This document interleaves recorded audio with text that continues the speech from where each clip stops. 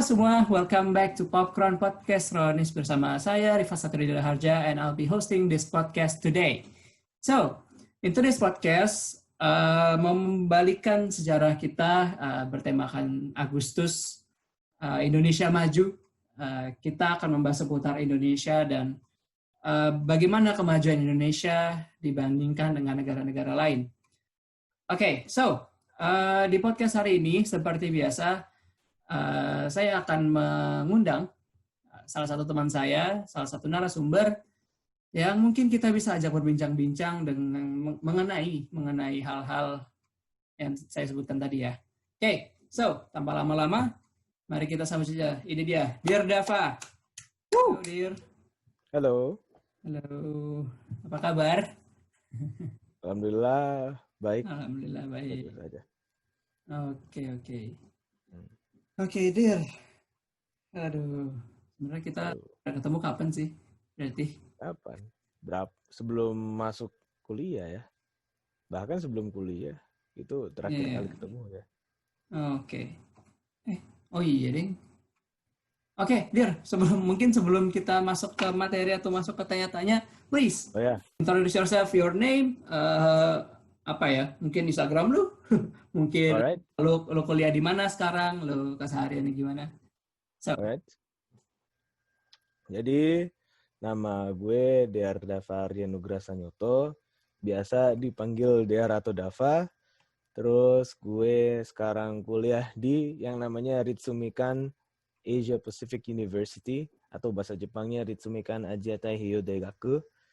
Jurusannya Asia Pacific Studies, klasternya Culture, Society, and Media.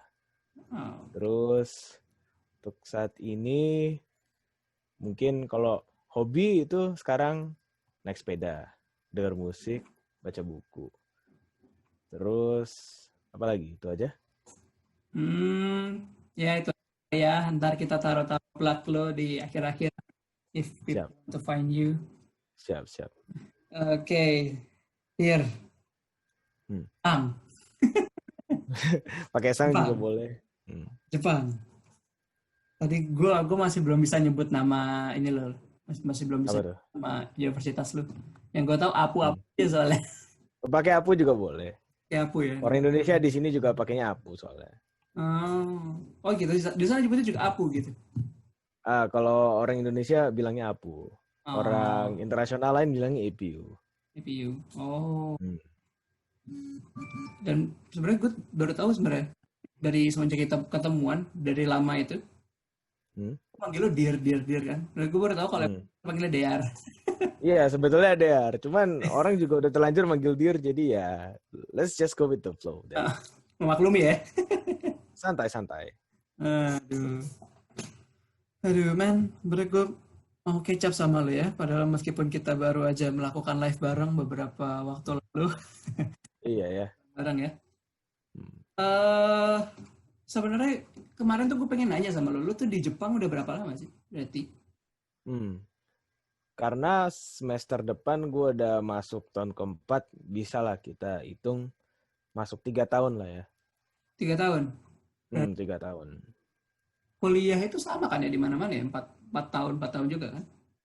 Iya, karena kayak di Indonesia itu jurusan gue itu semacam FISIP lah. Ya, FISIP itu kan kayak S1 biasa. Jadi ya programnya juga sama-sama 4 tahun gitu.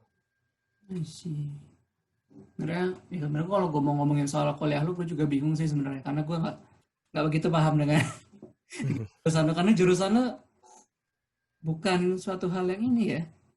Bukan apa ya. Gue nggak tahu sih, gue jarang banget nemu orang yang menyebutkan kalau jurusan itu sama kayak lo tuh.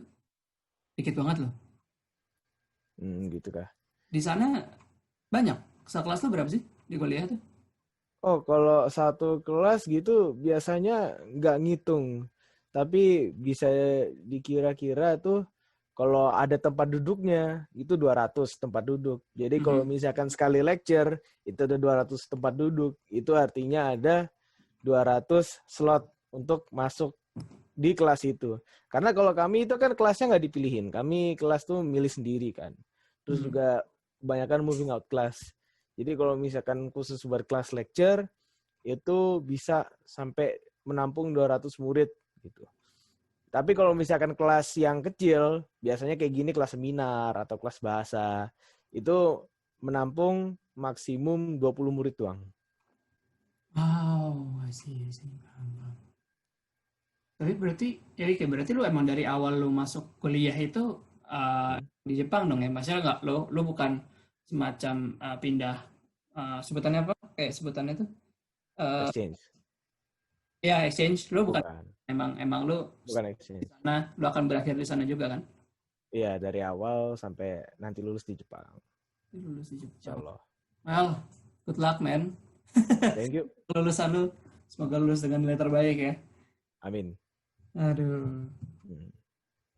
BTW sebenarnya gue lupa deh, kita tuh ketemuan tuh kapan ya? Ketemu pertama kali, gue ingat pokoknya lo sempat ngemail gue deh pertama kali tuh gue kenal sama lo. Iya, ingat. Kayak waktu itu lu masih SMP, gue masih Astaga, SMA, iya kan? masa-masa jahiliyah. Masa jahiliyah, iya. Tahun berapa itu, Pak? Oh, gue Berapa ya? 2015 kali ya? 15-16 ya? 15-16 lah ya. Sama berarti. Kenapa gue bilang sama? Jadi sebenarnya guest star sebelum itu, ini kan Popcorn episode 2. Guest lu di episode pertama, di episode perdana kami itu adalah seorang singer-songwriter bernama Rangga Pranendra. Ya, you know. Oh iya. Ya, gitu. Tahu dong. Rangga Pranendra ya teman-teman kita juga ya. Iya. Iya, jadi gitu. Kalau kemarin kita membahas tentang sekitar seputaran musik, dunia musik, karena kebetulan banget gue sama teman-teman gue yang ada di satu kelompok ini ya punya relasi lah ke bidang-bidang musik gitu. So makanya kenapa di sini gue mau mengajak lu untuk ngobrol-ngobrol tentang kemajuan Indonesia dan bahkan mungkin edukasi di Jepang, perbedaannya dengan Indonesia. Karena ya kembali lagi kan selain lu kuliah di Jepang, gue dan teman-teman gue ini memang ya sebutannya anak bahasa lah ya. 3 teman gue ini memang ada anak Nihon, ada anak Nihon ke sekolah. That's why mungkin God knows why the reason gue dipertemukan lu, mungkin ini suatu fate yang sudah ditentukan dari lama. Ya, jadi itu sebenarnya gue bingung sih mau nge-start di mana, karena gue udah ngobrolin tentang kuliah di Jepang tuh udah dari kapan tahu ya. Tapi mungkin for viewers, bagi para viewers ya, kita akan bahas lagi tentang kuliah lo. Sebenarnya tuh poin dari pertanyaan gue adalah perbedaan dari edukasi di Indonesia.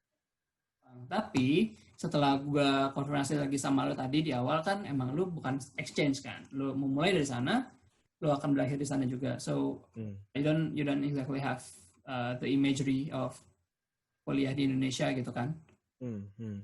Tapi menurut lo sekarang kira-kira apa ya? Kalau lo di SMA dulu mungkin ya as long as you can remember, perbedaan lingkungan edukasi di Indonesia dengan edukasi lu sekarang di Jepang itu apa sih? Perbedaan lingkungan ya.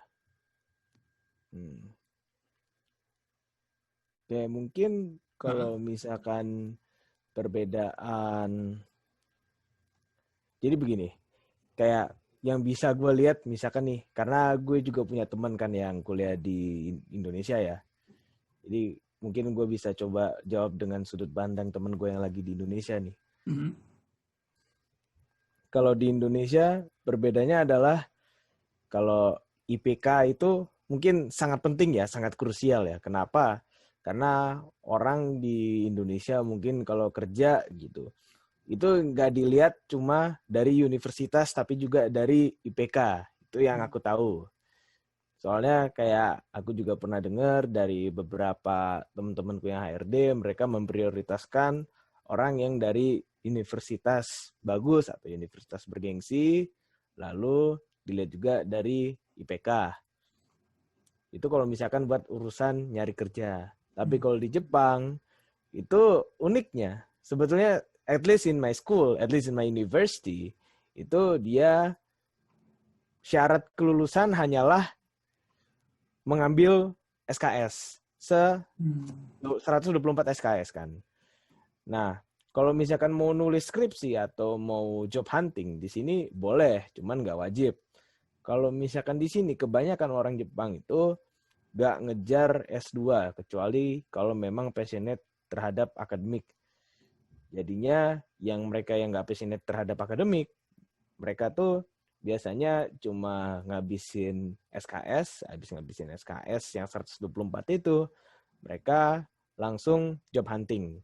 Dan biasanya mereka itu bisa mendapatkan pekerjaan sebelum mereka lulus. Tapi bedanya di Indonesia, kebanyakan teman-teman saya juga, itu mereka lulus dulu, baru cari kerja.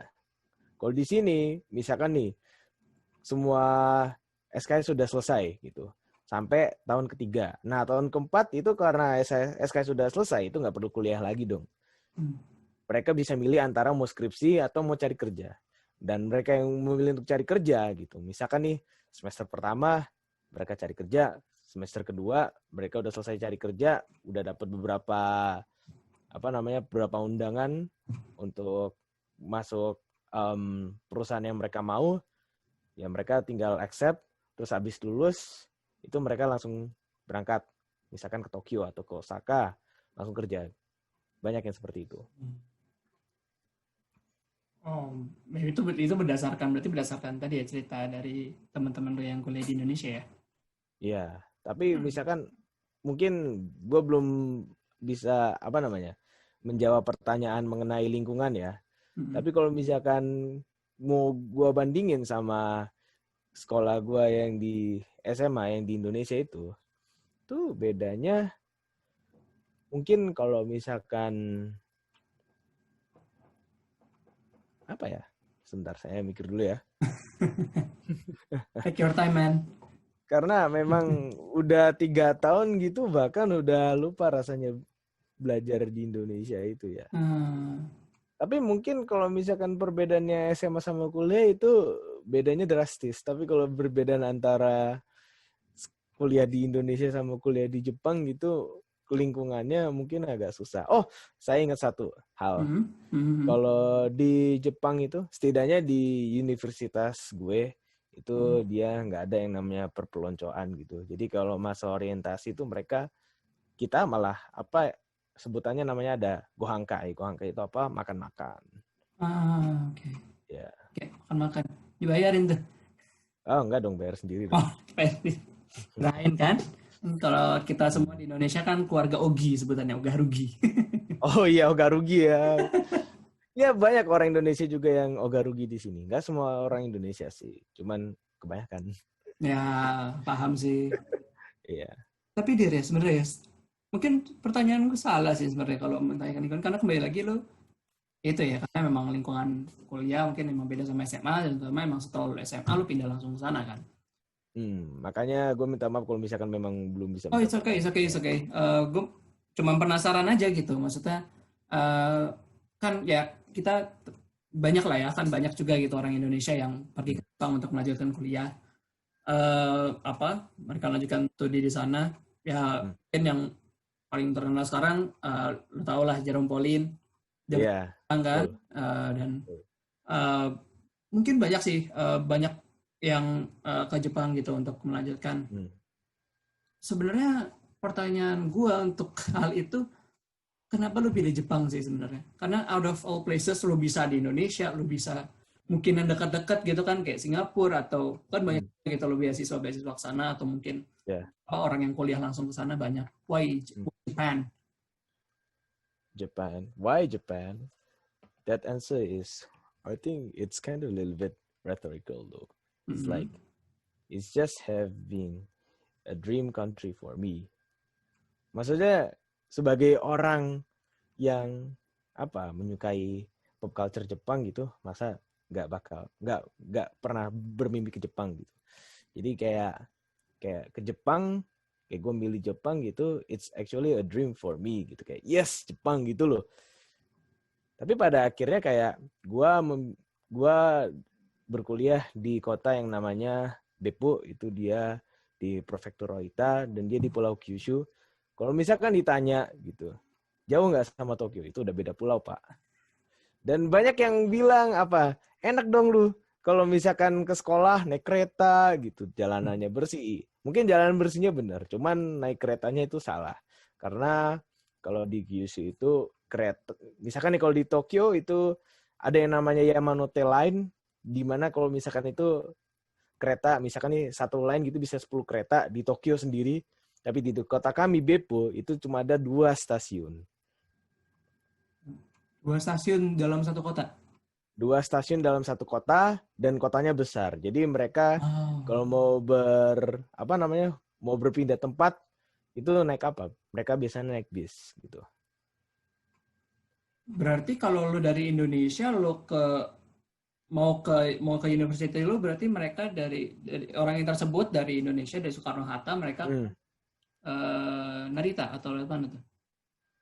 Narita, habis dari Narita ke ini airport, Fukuoka Airport.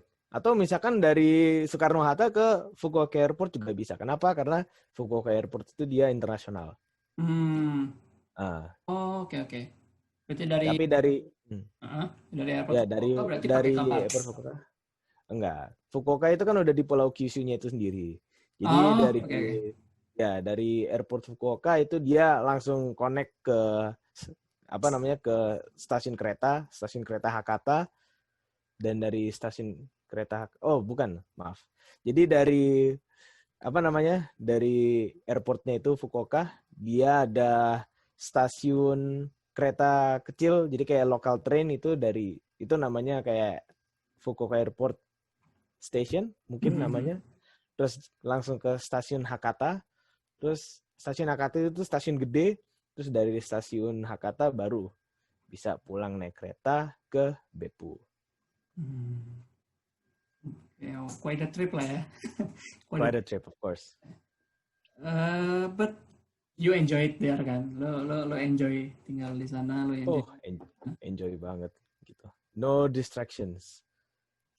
And really kan kata lo itu mungkin dream lo kan, untuk di Jepang, untuk lo Yeah. mungkin tinggal atau kuliah di Jepang sana. Yeah.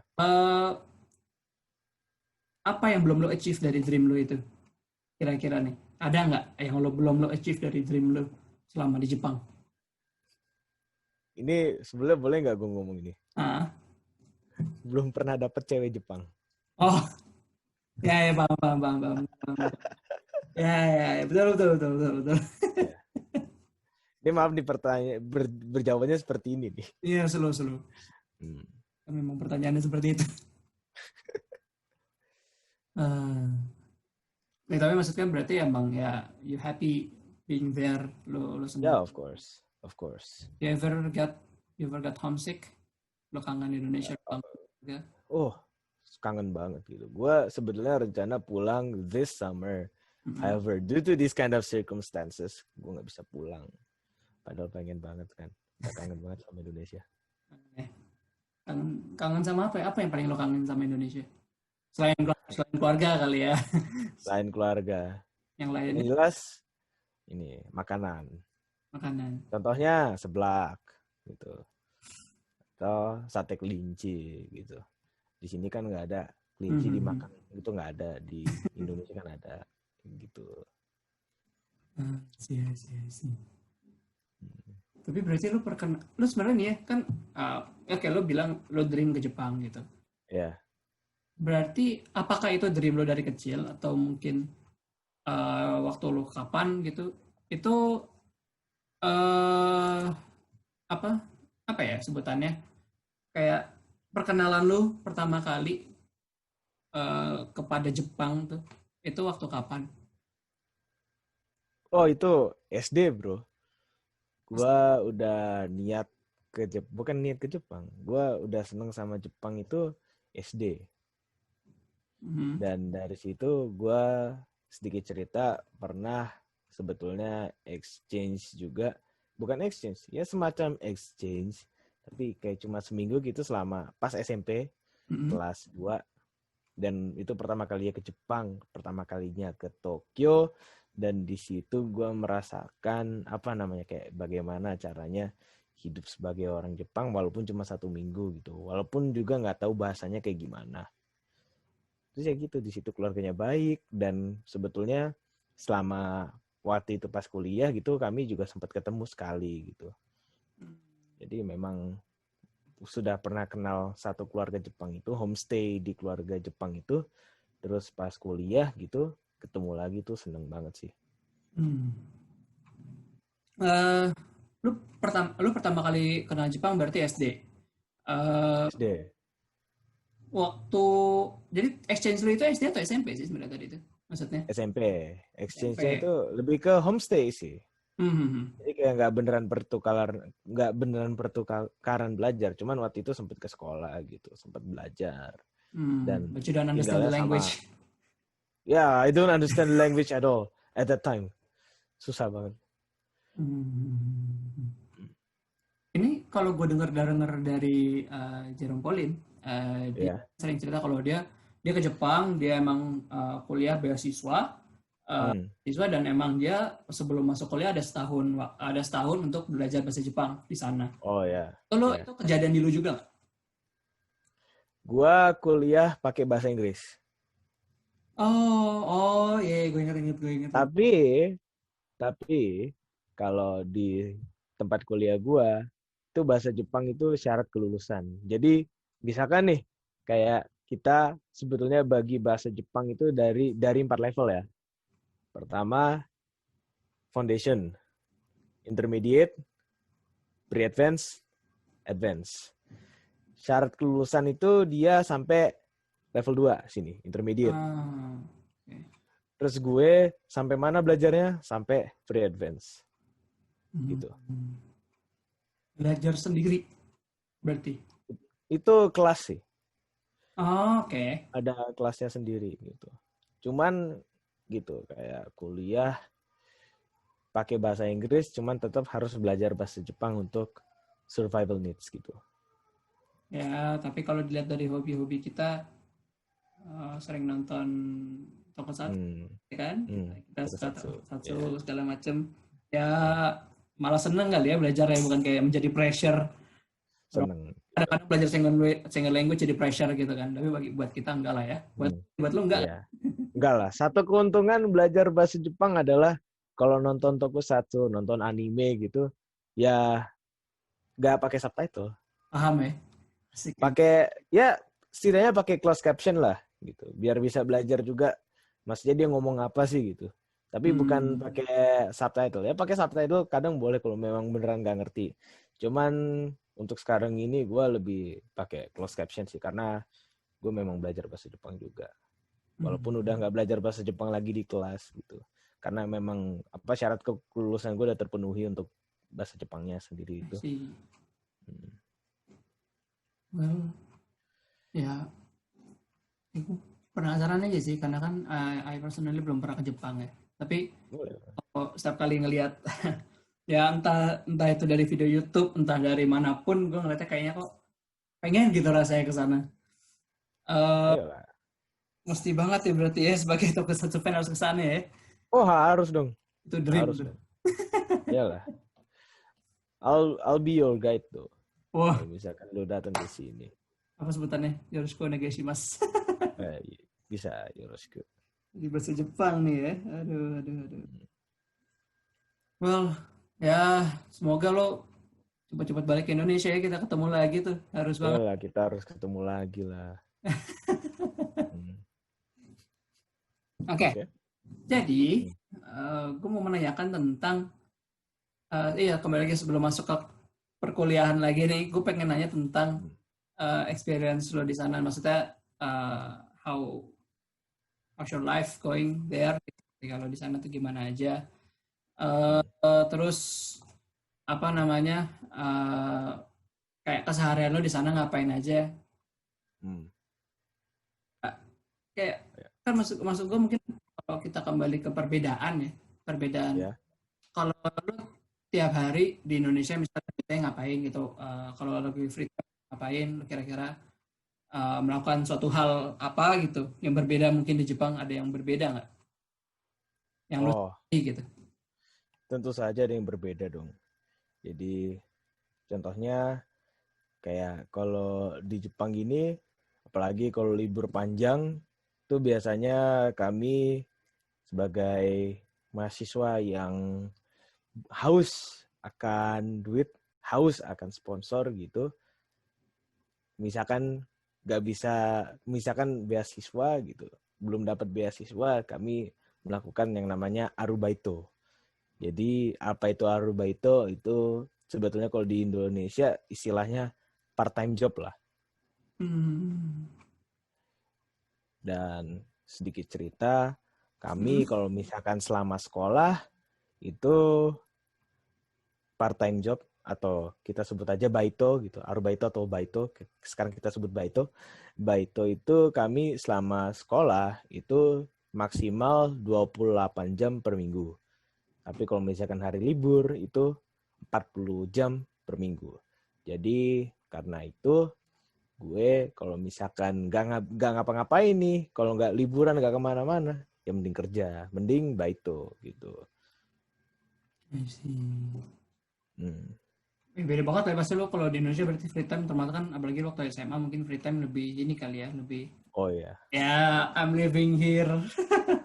I'm free. Kalau di Jepang di selama SMA malah kayak kami tuh nyari-nyari free time gitu kan. Kita nyari free time selama Betul, betul. kuliah gitu. Kadang kalau misalkan libur itu bisa sampai 2-3 bulan itu.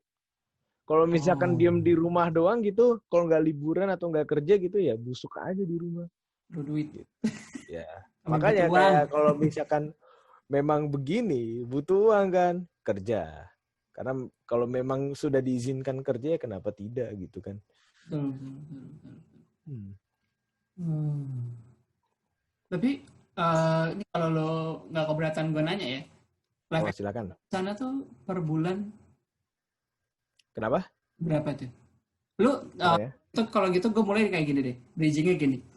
Lu di sana beasiswa, Beasiswa gua sekolah doang.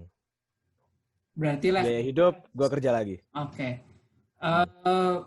Kalau gitu berarti lu bisa dong hitung kayak life expense lu, misalnya kayak entah sebulan berapa gitu-gitu. Oh, Nggak apa kalau sih, gitu. mau jawab juga nggak Hmm. apa-apa. Ini Raf, ini hitungan ini aja ya, hitungan kira-kira aja ya. Yes. Sebetulnya kalau misalkan gue, karena gue tinggal di Kyushu, daerah Kyushu itu kan salah satu daerah yang apa ya namanya ya, biaya hidupnya salah satu yang terendah di Jepang lah. Itu paling ya 8.000 9.000 lah. Atau kalau misalkan misalkan nih lagi pengen banget gitu, beli ini beli itu gitu ya, paling habis 10.000 lah gitu. Hmm, Gitu. Bukan 10.000, sorry, 100.000, 100.000. 100.000 Oke, gue yen. pikir 10.000 kayaknya. Kok 10.000 yen itu dikit banget. taruh 100.000 yen tuh berarti berapa ya? Kalau dirupiahin sekarang? Ya bilang 14 juta lah. Oke. Yeah. Hmm. Oh, karena Hmm. kan kok kayaknya dulu gue ngeliat kurs itu 10 perak ya. Iya. Iya. Kayak dulu gue juga mikirnya itu kayak satu yen itu 1 yen bilang lah 100 rupiah gitu. Mhm. Lama-lama ya nggak harus 100 rupiah, lama-lama jadi 140 gitu. Ya, ya. Hmm. Ya, belum lagi yang ditambah ini kan money changer dan lain-lainnya kan. Nah ya itu. Ya, ya, ya, ya. Oke, berarti kalau misalnya tadi selain lu punya baito apa sebutannya part time job lo itu, Ya, lu, ya. lu berarti di sana di rumah atau kos-kosan atau mungkin apartemen? Oh, kalau misalkan di tempat kami, karena kami internasional kan, Hmm. itu tahun pertama dianjurkan untuk tinggal di asrama. Dorm. Terus nanti tahun kedua baru diusir. Terserah mau tinggal di apartemen, mau tinggal di rumah, gitu. Misalkan punya relasi di sini boleh tinggal di rumah, atau misalkan mau ngontrak rumah gitu. Ada juga orang yang ngontrak rumah itu biasanya memang yang mampu gitu. Cuman kalau misalkan yang kurang Itu yang kebanyakan itu biasanya lebih milih tinggal di apartemen gitu. Terus mungkin nggak sendiri, berdua, bertiga gitu. Lu sendiri? Untuk sekarang gue sendiri. Cuman apa ya namanya? Kayak dulu pernah bertiga gitu. Sekarang nanti ada temen datang baru gitu, jadi berdua. Berarti Lumayan. men Kenapa? apartemen berarti. Ya apartemen. Oke. Lanjut. Saya sering potong. Ya, kayak di apartemen. Bukan di apartemen, tapi kayak generally hidup di Jepang gitu ada yang namanya tuh pembagian sampah. Basically itu sampah itu dibagi 3. Sampah yang bisa dibakar, sampah yang nggak bisa dibakar, sama sampah yang bisa didaur ulang gitu. Dan itu se-strict itu. Sampai di mana kalau misalkan nih kayak ada sampah, misalkan nih kayak sesuatu, misalkan contohnya apa ya, kaleng gitu. Kaleng itu kan sampah yang bisa didaur ulang. Terus nggak sengaja masuk di sampah bakar gitu, sampah yang bisa dibakar. Itu ada yang pernah kayak gitu, terus kayak karena ditemuin kayak gitu, itu bukan artinya kalengnya nanti dipindahin ke yang bisa didaur ulang, tapi itu satu bungkusnya itu dibalikin lagi ke tong sampah semula gitu, karena mereka nggak mau nerima sebelum itu dibetulin gitu. Tapi Memang pernah lihat-lihat itu di luar negeri, eh, ya. Korea atau mana gitu. Eh, Hmm. Mereka jadi ada kayak ini lebih ke buang sampah sembarangan sih. Jadi ada kamera di suatu tiang gitu, ada pertanda kalau ada yang litter, ada yang sembarangan ngebuang ntar kelihatan di kamera gitu. Jadi mereka mereka bisa diproses gitu. Kalau di sana nggak ya? Nggak pakai. Oh, kalau di Jepang itu nggak diproses, paling ya orang jadi bahan gibah gitu. Orang tetangga jadi bahan gibah gitu. Di tadi kata lu dibalikin tuh maksudnya gimana dibalikin? Maksudnya misalnya Jadi nggak gue jadi contoh buruk aja lah. Gue bisa ah buang sampah gitu kayak tadi kaleng ke tempat yang apa tadi misalnya ke tempat yang tempat yang bisa dibakar, bisa dibakar tempat gitu bakar gue taruh. ya. Nah, Ya itu misalkan nih kan udah masuk plastik, itu kan pasti diambil sama ini kan tukang sampahnya ya. itu tukang sampahnya kan biasanya main ngambil-ngambil aja. Itu kalau misalkan apa namanya, misalkan itu tukang sampahnya ngelihat oh ini tempatnya salah gitu, itu satu bungkus itu dibalikin lagi ke tempat sampah yang tadi. Strict itu ya. Berarti Jadi iya, agak kayak tenaga kerja seperti mereka saja aturan ya khusus mereka emang strict banget. memang sepeduli itu. Itu jadi contoh tuh asli. Lo pernah nih gak sih kayak nemu yang bukan meme sih kayak video atau foto viral yang ada sampah Indonesia di sana di Jepang? Sampah Indonesia di Jepang. Jadi kayak ada suatu snack kacang gitu, snack kacang, ada Ah, minuman kalau nggak salah. ah, Bahkan mungkin kalau nggak salah tuh ada rokok yang mungkin ya kalau apa gue menemukan foto itu kan rokok itu hmm, sama sampah-sampah snack Indonesia gitu. Jadi gue hmm, assume orang yang ngebuang juga sama gitu loh. Karena tempatnya di hmm. tempat yang sama, lo pernah lihat gak sih itu? Belum tuh. Belum. Gimana tuh Gue ngeliat itu ceritanya? kayak kesel gitu kadang-kadang karena yang nge-viralin itu malah orang Jepang gitu kan, saya tahu gue. Dan gue apa emang dapatnya kayak di waktu itu lagi buka feed Instagram, apa bukan feed, Hmm. explore, tiba-tiba nemuin Ya. itu dan kayak kesel banget gitu kayak Ah ya. mencerminkan banget kan, soalnya terkadang tuh kayak kalau kita keluar dari zona nyaman kita kan biasa orang kelihatan lah lo tuh sebenarnya kayak gimana orangnya gitu kan. Hmm. Sebenarnya kan gitu kayak selalu mungkin gue baru tahu tuh kayak structured banget tuh bisa jadi satu pelajaran juga sebenarnya bagi Indonesia tuh. Iya itu juga sebenarnya gue kaget sih baru lihat itu, soalnya setahu gue juga kayak orang Indonesia itu kalau misalkan di luar negeri mereka cenderung apa ya, kayak tetap dengan prinsip apa namanya, gimana gimana istilahnya tuh, kayak di mana bumi dipijak di sana langit dijunjung, itu prinsip kayak gitu orang Indonesia masih ada gitu mau ke luar negeri manapun. Ya. Jadi kalau misalkan di Jepang mereka biasanya ngikutin peraturan gitu, walaupun di Indonesia nanti balik lagi Ada yang seperti itu mungkin. Ini bukan ngejelekin orang Indonesia, ini Iya, nggak tamparan apa-apa, buat nggak gue apa-apa. juga. Itu pendapat dan fakta kan. Nggak apa-apa. Gue Ya, setuju ini dengan lo. tamparan buat gue juga ini sebetulnya. Gitu. Kenapa lu buang sampah sembarangan? Ya, berusaha untuk tidak lah. Bisa Nggak boleh lah. tidak. Nggak segitunya. Bagus. Tapi menurut gue yang kayak gini tuh kenapa bisa terjadi? Itu salah satu alasannya adalah orang Jepang itu mengetahui kenapa mereka mengikuti peraturan. Jadi kalau misalkan dibilang orang Jepang itu bersih, orang Jepang itu mengikuti peraturan, sebetulnya enggak juga. Maksudnya mereka ada juga yang melanggar peraturan, tapi mereka tidak ngerepotin orang lain. Jadi intinya selama mereka ngerepotin orang lain, mereka bakal melanggar peraturan karena mereka tahu peraturannya itu karena apa gitu. Ini contoh ya, temenku ya. Jadi aku sama temenku itu lagi di perpus ya. Tapi di perpus di situ dibilang nggak boleh makan gitu. Cuman ini temenku tahu kenapa nggak boleh makan karena biar mejanya nggak kotor kan. Tuh mereka tetap makan gitu. Cuman habis makan mereka bersihin. Jadi dari situ mungkin yang kita tahu adalah yang bisa ini pendapat gue lagi itu bahwa ya untuk bisa mengikuti peraturan kita harus mengerti kenapa peraturan itu dibuat gitu. Jadi mungkin di situ adalah yang kita tetap harus belajar gitu. Mungkin kayak nggak perlu, jadi kayak mungkin kita nggak perlu strict sama peraturan bahwa nggak boleh ini nggak boleh itu. Cuman sepertinya kita tahu gitu. Kenapa kayak gini tuh nggak boleh gitu. Jadi kayak kita istilahnya ya kalau mau melanggar peraturan silahkan asal tidak merepotkan orang lain gitu. Gitu sih. Ya itu wah paling keras menurut gue ya, terutama buat Indonesia. Karena even the small thing that you can find itu sebenarnya juga ada aturannya gitu loh, dan emang harus aturan ada untuk ditepati gitu kan, untuk dipatuhi. Itu sih yang menurut gue kesadaran ya, kayak kesadaran orang-orang kita tuh kurang sebenarnya. Tapi memang ya kembali ke orang sih ya, ke orangnya lagi. Karena lingkungan tuh memengaruhi loh Pak menurut gue.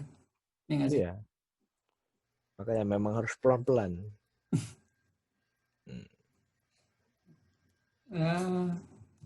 Ngomong-ngomong soal ini, soal life experience lo di sana, saya kontak dulu. Siap, santai. Ya, oke. Berarti ngomong-ngomong soal lu di sana, lu di Jepang. Kalau gue dengar cerita lo kan kayak lo pernah ke sana waktu SMP. Tapi yang pengen gue tanyakan sekarang adalah ketika lo masuk kuliah nih, waktu lo pertama kali ke sana. Lo kira-kira bisa ceritain nggak tuh? Jadi kayak awal mulanya gimana? Lo mau apa waktu lo pendaftaran beasiswanya tuh gimana? Secara ringkas, padatnya, kira-kira bisa nggak proses Sekarang di sana? prosesnya ya. Ya. Ya karena nih sedikit cerita gitu, awalnya gue nggak kepikiran bakal kuliah di Jepang karena gue waktu itu ngejar ini ada salah satu universitas terbesar, universitas salah satu yang terkenal gitu, dan gue pengen ngejar sastra Jepangnya gitu. Itu waktu itu gue memang niat ikut SBM gitu. Cuman pas waktu itu ada application juga buat ini itu ke Jepang, itu justru aku nggak prioritasin gitu. Aku tetap prioritasin SBM dan ngambil sastra Jepang gitu. Karena aku mikir, oh ini bisa jadi batu loncatan ke Jepang. Soalnya aku memang mau jalurnya ke Jepang kan. Terus ternyata ini application-nya ke Jepang ini, ke APU ini, ternyata mulainya memang sebelum SBM gitu. Jadi kayak memang waktu itu sudah niat daftar SBM, tapi juga daftar ke sini juga. Terus pengumumannya juga itu sebelum SBM dimulai. Jadi pas pengumuman keterima dapat beasiswa, itu langsung sujud syukur. Itu buku SBM aku lempar keluar gitu. Yes, Jepang gitu. Negaranya, nggak jadi ngambil sastranya, ngambil langsung belajar di negaranya gitu ya. Walaupun nggak ngambil sastranya gitu. Cuman tetap belajar di negaranya itu udah sebuah relief lah gitu kan. Terus nyampe Jepang gitu. ini memang background tempat kuliahku tuh memang internasional kan. Jadi teman-temanku di sini nggak cuma orang Jepang. Kalau mau disebutin semua gitu ya nggak bisa. Tapi ya kebanyakan itu ya orang Vietnam, orang Thailand, Bangladesh, Nepal, India, terus orang Australia juga ada, Eropa, Amerika, ya gitu. Banyak lah yang selain Jepang gitu. Terus di situ ya kami memang belajar bahwa jadi kayak kami tuh belajar bahasa Jepang itu nggak cuma belajar bahasa Jepang, cuman kita juga pada akhirnya misalkan nih kalau ngomong pakai bahasa Inggris gitu kita selip-selipin jargon bahasa Jepang gitu. Misalkan salah satu kata yang nggak bisa ditranslate ke bahasa Inggris itu otsukare sama deshita atau otsukare sama des gitu, itu nggak ada dalam bahasa Inggris kan. Maksudnya kalau mau dibilang good job atau nice hard work gitu kan aneh kan. Yeah. Jadi kalau misalkan kita nyapa gitu. Misalkan nih kan kayak misalkan nih jadi kayak di tempat kami yang buat S1 itu ada namanya kayak union ya. Union itu dia gedung di mana orang misalkan mau makan di sana bisa, terus nyanyi sana bisa, nari di sana bisa. Pokoknya kegiatan UKM, makan, ngobrol, chatting, ngerjain PR semua di situ ngumpul. Dan kalau misalkan kita ketemu orang yang udah kita kenal gitu, misalkan nih orang lagi nari gitu, kita nyapanya otsukare sama gitu, atau otsukare doang gitu juga bisa, otsukare gitu. Jadi kayak kita selip-selipin bahasa Jepang gitu, karena memang ada beberapa beberapa kata bahasa Jepang yang kita nggak bisa translate sesimpel itu gitu loh. I see. Jadi itu yang bisa gue ceritain kalau misalkan pengalaman gue selama di Jepang gitu, kayak salah satu yang bisa gue ambil itu. Terus kalau culture shock yang lain pasti ada lah. Ini misalkan nih kalau Mas Rifat lu mau nanya gitu ya silahkan gitu. Culture shock apa sih yang gue alamin gitu. Boleh banget tuh. Baru jadi pertanyaan gue juga sih itu Oke. Dalam. Dulu kalau Oke. maksud gue apakah ini termasuk menyikapinya ya? Lu menyikapi culture shock itu gimana? Menyikapi culture shock ya. Ya waktu itu gue misalkan ini salah satu contoh culture shock-nya adalah ini ya, kayak apa sih namanya? Gue waktu itu belum pede lah bahasa Jepang gitu. Maksudnya kayak skill gue belum memadai dan di situ kayak pede gue turun. Cuman pada saat itu yang gue bisa lakukan, ya maksudnya mau belajar berapa kali pun gitu, mau ngomong berapa kali pun gue masih terbata-bata pakai bahasa Jepang. Bahkan mungkin sampai sekarang gue masih terbata-bata pakai bahasa Jepang. Cuman entah kenapa lama-lama gitu gue menerima aja bahwa gue terbata-bata dan gue yang satu-satunya yang bisa gue lakukan adalah cuma coba berbicara terus pakai bahasa Jepang. Lama-lama pada akhirnya kayak bodo amat gitu, toh juga orang Jepang juga udah tahu gue bukan orang Jepang gitu, jadi mereka nggak bakal mikir macem-macem gitu sih. Itu apa yang di pikiran gue aja gitu, gimana caranya biar bisa ya kayak mengobati rasa culture shock. Tapi mungkin itu lebih ke bukan culture shock ya, lebih ke ya entah istilahnya apa. Tapi salah satu culture shock yang gue temuin adalah ini ya,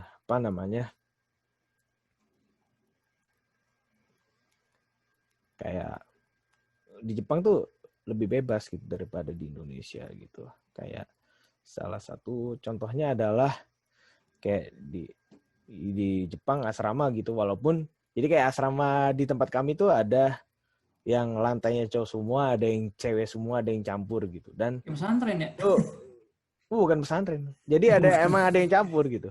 Dan yang mau jadi kayak misalkan nih orang di di kamar di lantai yang semuanya cowok gitu, terus ini cowok ini dia bawa cewek silahkan gitu. Terus kalau misalkan mau boleh sebutin nggak sih sebenarnya? Sebutin aja, nggak apa-apa lah, kita tahu semua lah negara selain di Indonesia bagaimana bentukannya. Oke, maaf nih ya. Ya kalau misalkan mau memang melakukan hubungan gitu, hubungan seperti itu memang nggak ada larangan gitu. Cuman ini bukan cerita gue. Ini salah satu cerita temen gue adalah kan dia sharing room sama temen dia orang Jepang, cowok. Nah ini temen dia yang orang Jepang, cowok ini dia bawa cewek. Terus kayak mereka melakukan seperti itu. Cuman suaranya kedengeran. Suara kedengeran kenceng. Temenku yang lagi belajar itu terganggu dong. Tuh dari situ dia cerita sama gue, terus kayak dia merasa nggak nyaman bahwa kayak ini lagi belajar kok dengernya ya bisikan-bisikan desan-desan seperti itu. Jadi di situ ya dia pada akhirnya kayak cepet-cepet pindah lah dari asrama gitu biar bisa cabut, biar kayak misalkan kalau lagi belajar gitu dia bisa nyaman, tenang gitu, nggak denger seperti itu kan. Gitu. Memang di Jepang itu saking bebasnya gitu kayak gitu. Cuma ya yang penting inilah aman lah gitu. Jadi itu salah satu culture shock yang dialamin sama temen gue lah gitu. I see. Ini ngomongin soal ini ya, sebuah culture shock mungkin kan dari sebuah lingkungan nih, ya ini bridging gue, bridgingnya yang tentang lingkungan, pengen balik ke soal lingkungan ya. Silakan. Sebenarnya ini pertanyaan titipan dari temen gue. Boleh. Jadi tadi kan lu di apartemen sekarang ya. Ya gue nggak tahu ya sistem apartemen di sana mungkin sama atau enggak kayak di Indonesia apa gimana. Cuman lu nggak usah ketemu tetangga deh. Kayak kalau ketemu orang-orang tadi kan lu bilang ada yang suka sama dista gitu kan segala macam. Apakah itu jadi suatu bukan adat, macam tanda kutip adat yang wajib di sana? Ketika lo ketemu seorang lo nyapa dengan kata-kata itu sebuah kewajiban nggak sih di sana? Ya lebih ke apa ya, untuk menjaga keharmonisan aja, menjaga ya hubungan antar sesama manusia lah gitu. Tapi kalau misalkan ini cuma mau ngasih note aja, kalau otsukari itu cuma aku pakai otsukari cuma kalau sama teman gitu, sama teman yang sebaya gitu.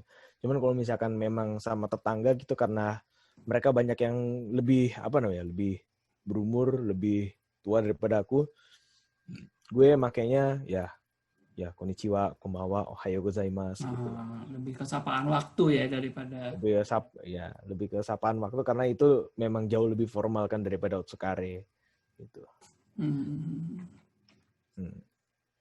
Berarti sekarang lo tinggal di Jepang 3 tahun? 3 tahun. Hampir 3 tahun lah ya tadi lo bilang kan. Lo tinggal di ini sekarang berapa lama berarti? Udah 2 tahun? Apartemennya 2 tahun karena memang gue setahun di asrama. Mungkin ya, ini mungkin ada beberapa viewers yang sekarang sedang nonton gitu. Mereka ada yang mau ke Jepang juga nih sama kayak lo kan, siapa tahu pengen juga nih sebenarnya pengen ke Jepang kayak lo. Pertanyaan sekarang tuh kayak apa ya, semacam bukan mau nyebut common knowledge ya, hal-hal yang harus kita perhatiin, yang harus kita ingat dan harus kita punya bekalnya sebelum ke sana itu apa sih? Sebelum pulang dan tinggal di sana terutama ya. Siap. Ini kayak gini, sebetulnya gue ada 2 tips untuk persiapan ke Jepang lah. Menurut gue gitu kan. Yang paling penting 2 ini. Pertama adalah persiapan bahasa. Jadi walaupun lu bakal kuliah pakai bahasa Inggris pun gitu, bahasa Jepang tuh tetap pun penting untuk survive gitu. Karena memang nggak semua orang Jepang gitu bisa bahasa Inggris. Dan mungkin kalau misalkan in this case kuliahnya pakai bahasa Inggris, paling yang bisa bahasa Inggris itu cuma temen lu yang ada di kampus gitu. Kalau udah di luar kampus itu udah negara Jepang. Jadi kayak universitas itu udah negara sendiri, terus pas lu keluar universitas baru Jepang gitu. Jadi memang bahasa Jepang itu memang sepenting itu guys gitu. Kalau misalkan kuliahnya pakai bahasa Inggris gitu ya, N3 cukup lah ya. N4, N3 lah gitu. Gak usah N3 banget gitu. N3 gitu udah bisa nonton anime tanpa subtitle contohnya. Atau misalkan udah bisa baca artikel-artikel online itu N3 gitu. Tapi kalau misalkan memang kuliahnya pakai bahasa Jepang itu, teman-temanku banyak yang ngejar N2 atau N1 gitu. Kenapa? Karena N2 itu memang buat sesuatu yang formal gitu. Misalkan mau kuliah di Jepang itu memang dibutuhkan N2 gitu. Jadi ya gitu, intinya adalah satu, masalah bahasa. Kedua, coba mikirin orang lain sih. Ya kayak mikirin orang lain tuh penting. Oke lah, orang Jepang itu mungkin apa ya, kayak gak begitu suka basa-basi. Bukan gak begitu suka basa-basi, apa istilahnya ya? Ya istilah bodo amatan lah. Tapi tetap mikirin orang lain. Nah itu bingung kan. Jadi kayak contohnya adalah kayak kita, misalkan nih kayak apa sih, kayak orang tua gitu pasti langsung dikasih kursi gitu. Itu sih salah satunya. Kayak mungkin di Indonesia gitu udah mulai kayak gitu juga, itu udah bagus gitu. Terus kayak salah satu hal yang misalkan bikin orang lain adalah apa ya, waktu itu yang sering gue lakukan adalah naik lift gitu. Naik lift di tempat gue gitu, kayak misalkan naik lift terus bukain pintunya gitu kalau misalkan udah mau tutup. Atau misalkan yang lebih jelas lagi gitu, kayak misalkan nih, kan tahu kan restoran Yakiniku gitu. Yes. Ya Yakiniku itu kan kita bakar-bakar gitu. Perbedaan nih, aku makan sama temen aku yang kumpulan orang Indonesia sama kumpulan orang Jepang adalah gitu. Jadi kalau misalkan kumpulan orang Indonesia itu kayak bakar-bakar daging gitu. Terus kita makan dagingnya itu buat kita ambil buat sendiri gitu. Cuman kalau misalkan orang Jepang gitu, itu siapapun yang memegang apa namanya istilahnya, memegang capitan itu dia ngasih dagingnya ke orang lain dulu. Baru ngambil buat sendiri. Itu sangat terharu sih. Jadi kayak aku berbeda ngumpul sama orang Jepang sama orang Indonesia gitu. Itu mungkin perbedaan budaya gitu. Tapi ya gitu. Mungkin kalau misalkan kalau misalkan ngumpul sama orang Jepang itu ya biasakan bikinnya orang lain dulu gitu. Kayak contohnya ya itu. Aku baru dapat contohnya barusan itu Yakiniku. Misalkan megang capitan gitu, yang dikasih dagingnya itu temen-temennya dulu, baru dia sendiri gitu. Oh, boleh ngasih satu lagi nggak nih? Oh, boleh banget dong. Oh, ini hubungannya sama bahasa juga sih. Jadi kayak mulai panggil orang itu pakai nama gitu. Karena misalkan kita tahu nih bahasa Jepangnya kamu itu apa kan? Anata kan. Itu sebetulnya anata itu apa ya? Dipakai sama orang kesel, orang marah gitu. Jadi misalkan kayak misalkan gue sama lu gitu, gue sama lu Rifat atau Satrio gitu, gue manggil lu misalkan Satrio Sang gitu. Atau misalkan kalau misalkan kita udah sebaik gitu manggilnya Satrio Kun atau Satrio doang gitu boleh gitu. Tapi kalau misalkan pakai anata gitu, itu sebenarnya aku lagi marah sama kamu. Gitu. Formalnya gimana kalau gitu? Kalau misalkan nggak tahu namanya itu baru boleh pakai anata. Cuman kalau pakai nama, kalau udah tahu namanya itu panggilnya pakai sang. Misalkan nama belakangnya Yamada ya, panggilnya Yamada Sang gitu loh. Ya. Tahu. Ya, itu kalau kasusnya tahu nama gitu sih. Kalau misalnya lu lupa dengan nama orang tersebut, lu manggil lagi apa? Gimana dong? Lupa nama ya. Biasanya kalau orang Jepang itu kalau ngobrol gitu nggak perlu ngomong manggil aku kamu gitu bisa gitu. Misalkan nih kayak kita ngobrol gitu. Terus kayak kalau kita ngobrol itu kan pasti ada personal pronounnya gitu. Misalkan gue mau ini, gue mau itu gitu. Tapi kalau misalkan bahasa Jepang gitu, misalkan mau bilang gitu, saya mau makan gitu, bisa ngomong tabetai gitu. Gak usah ngomong watashi wa tabetai desu gitu, gak usah. Maksudnya kayak watashinya itu gak perlu. Misalkan kita ngomong tabetai gitu, orang udah ngerti bahwa yang mau makan tuh gue gitu. Ya, paham. Jadi kalau misalkan mau manggil orang gitu, misalkan gak tahu namanya gitu, ya langsung ngomong aja. Misalkan ya kayak mau nawarin makanan gitu, tabemaska gitu. Gak perlu ngomong anatawa tabemaska. Nah, anatanya itu karena kurang sopan gitu jadi bilangnya kayak tabaimas kau makan nggak gitu.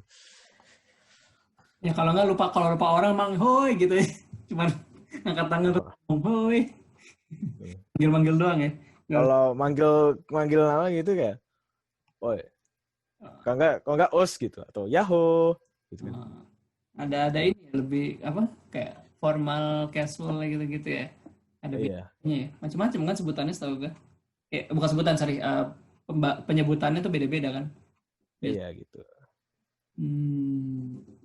Tergantung konteks situasi dan ngomong sama siapa sih gitu.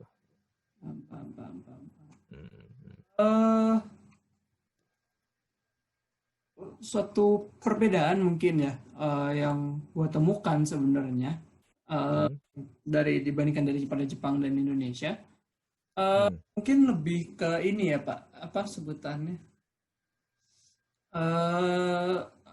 Apa ya?